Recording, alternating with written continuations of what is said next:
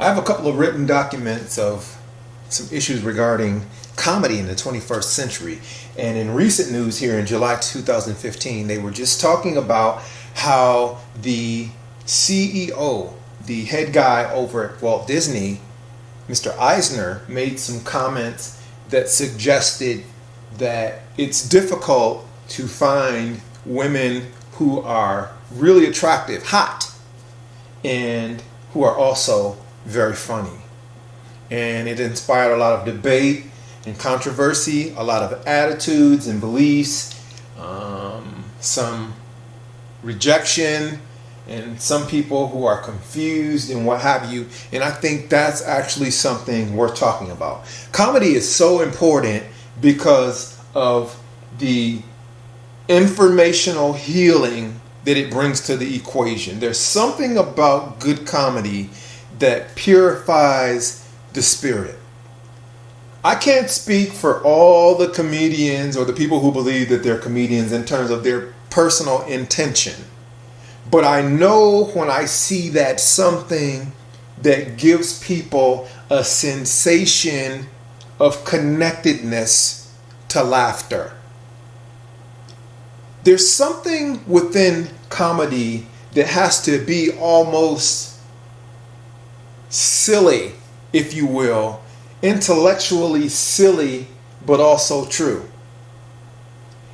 Our minds have to go somewhere other than the routine things that we do and experience in our lives each day. And the comedians give us a window out of our minds, because a lot of times we're thinking some very crazy things in our heads that we never really let the rest of the world hear about. And so the comedians, they show up and they let it all hang out. They find a way to express the innermost part of human psychology and human behavior, and that's what we laugh at.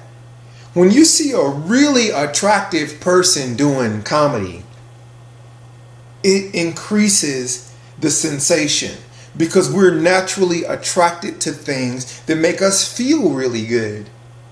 And women might think that that comment was entirely sexist. How could you? There are so many pretty women, and some of them even started to insult Mr. Eisner because they felt that that comment was so off the mark and so gender biased.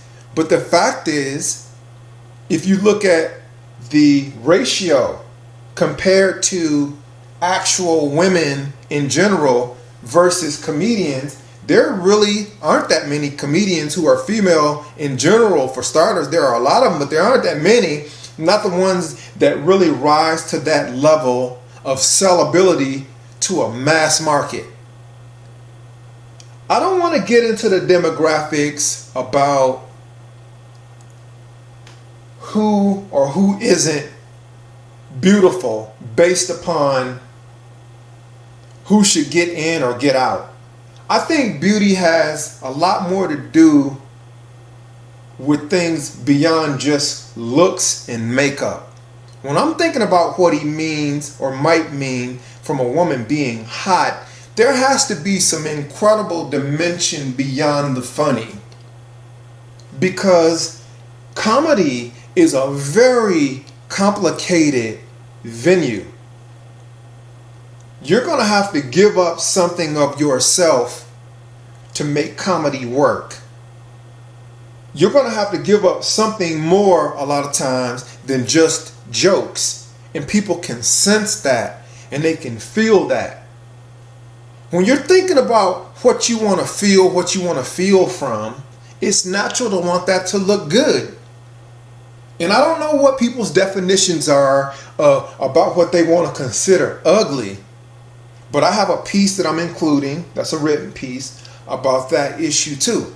Because, they say that beauty is in the eye of the beholder. There are a few exceptionally beautiful, not so attractive people.